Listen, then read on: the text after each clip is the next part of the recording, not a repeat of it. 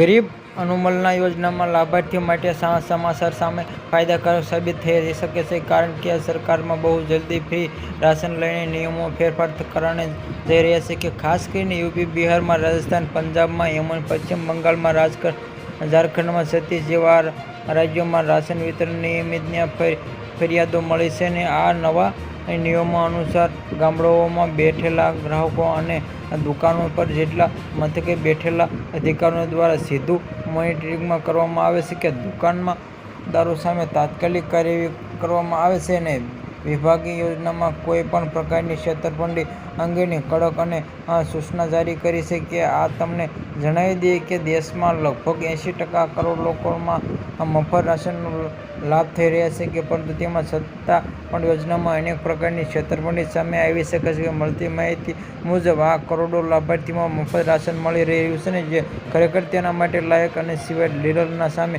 ખમી લાખની ફરિયાદો મળી રહી છે. વાસ્તવમાં દેખાય છે કે 80 કરોડ લોકોને મફત રાશન મળી રહ્યું છે, તે બધા ખરેખર લાયક નથી. આવા કરોડો ગ્રાહકો પણ તેમાં સામેલ રાશન કાર્ડ. મળતી માહિતી મુજબ મફત રાશન મેળવવામાં આ લોકો મફત રાશન મેળવવા 4 વ્હીલર અને કાર લઈ જાય